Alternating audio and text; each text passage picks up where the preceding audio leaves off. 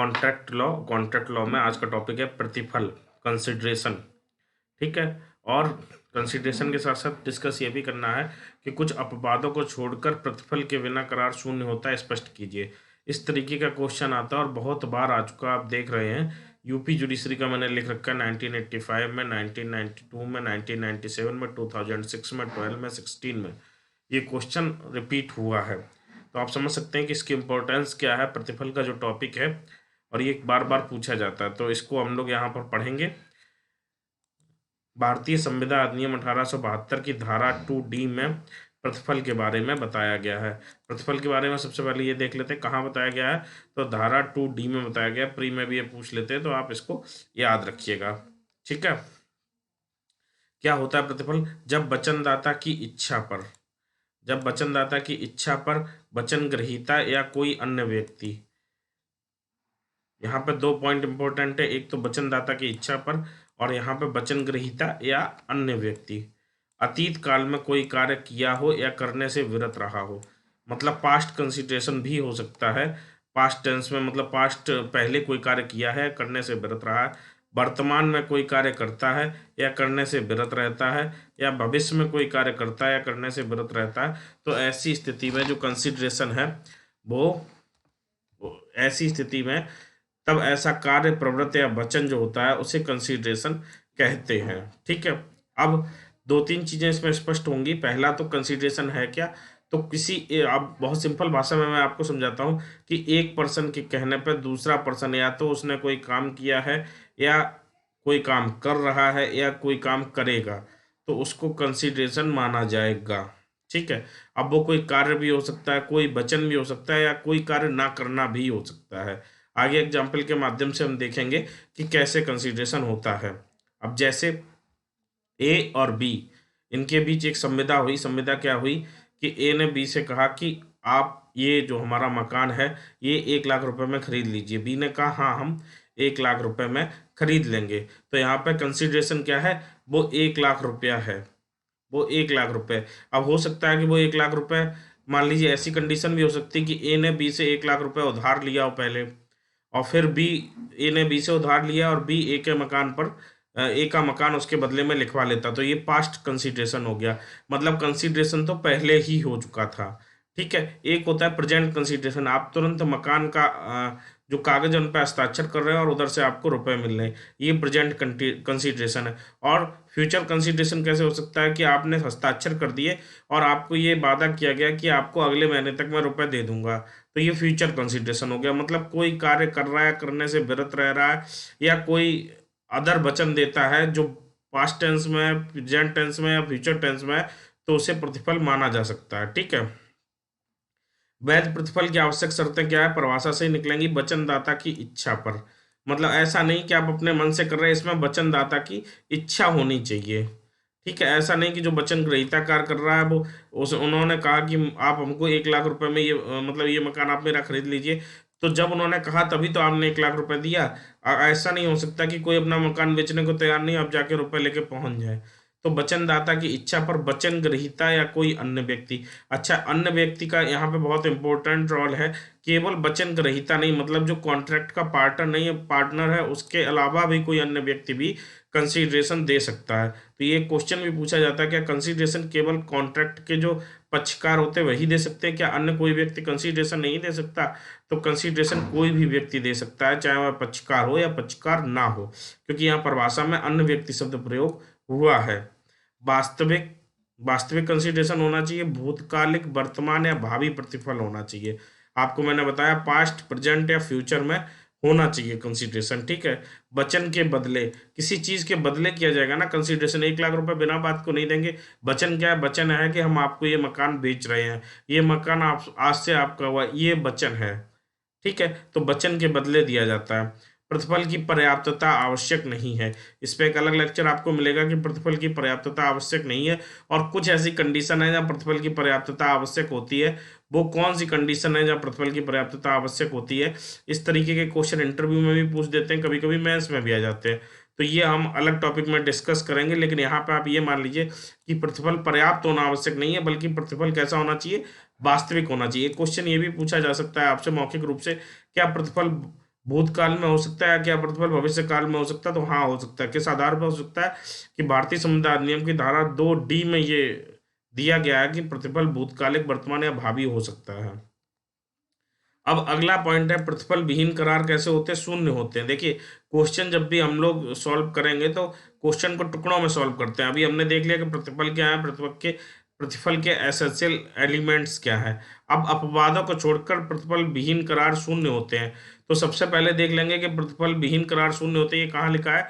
तो ये सेक्शन 25 में लिखा है, और इसके अपवाद कहाँ दिए हैं वो भी सेक्शन 25 में दिए, वो भी देखेंगे।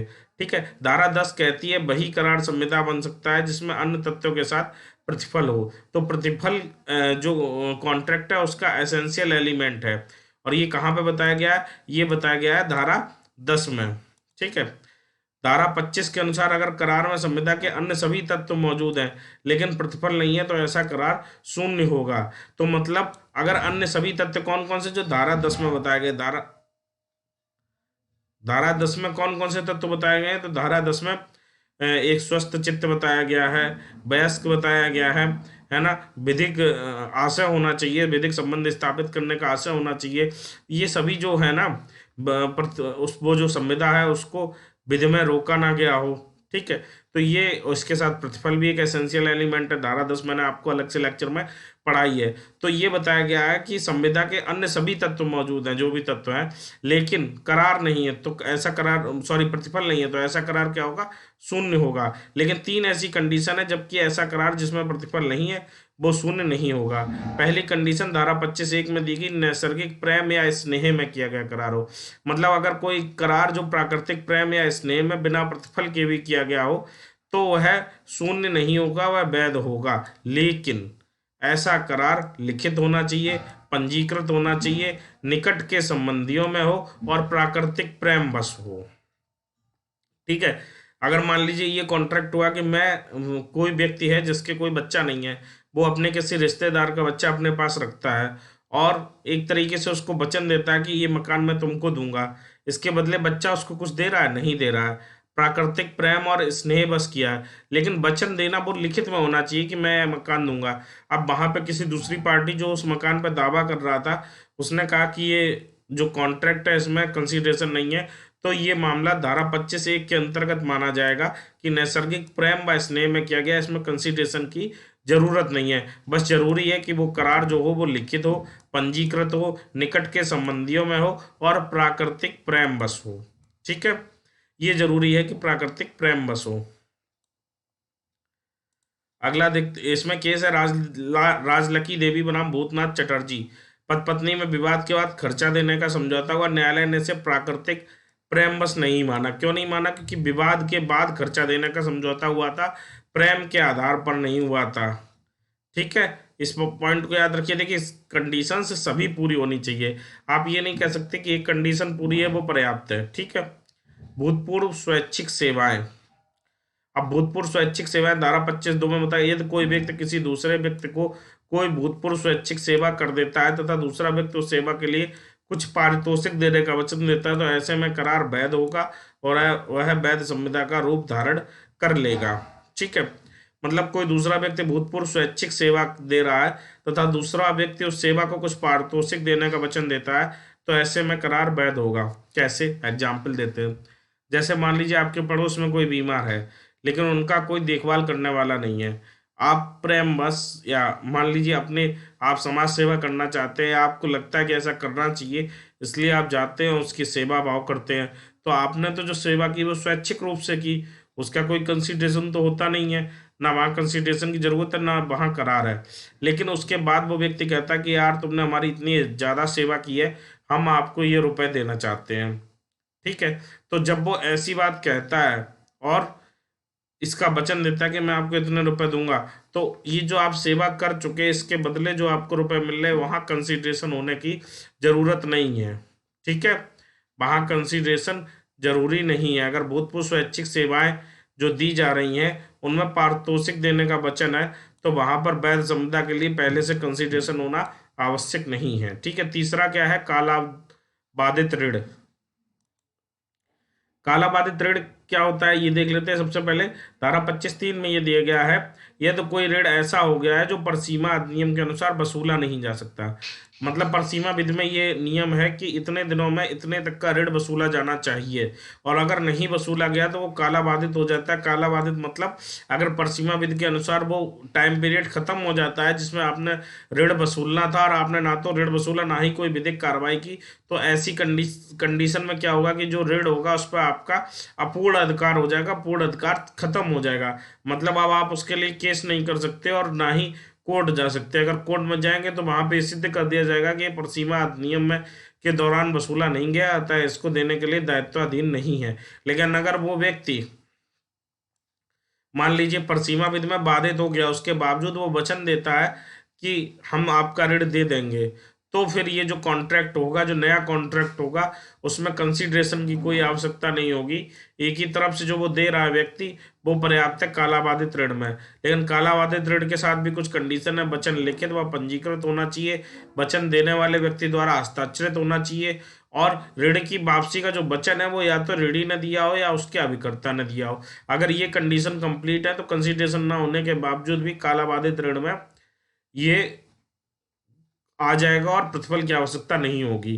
तो आपको पता चला कि प्रतिफल सबसे ज्यादा पहले समराइज कर लेते हैं। इसमें 2D बता देंगे, 2D में क्या परिभाषा दी गई, उसको एलिमेंट्स बता देंगे। फिर ये बताएंगे कि प्रतिफल के बिना करार शून्य होता है। धारा 10 का जिक्र कर देंगे कि धारा 10 में क्या क्या एसेंशियल एलिमेंट है, और उसके बाद उस एसेंशियल एलिमेंट, बाकी सभी एसेंशियल एलिमेंट है उसके बावजूद धारा 25 का जिक्र कर देंगे कि उसके बावजूद अगर प्रतिफल नहीं है तो धाराएं शून्य होंगी।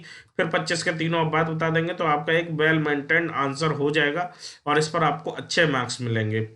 आपको ये कैसा लगा वीडियो हमको कमेंट बॉक्स में बताइए। अगर आप इसी तरीके की वीडियो और देखना चाहते हैं तो वीडियो को शेयर कीजिए, लाइक कीजिए।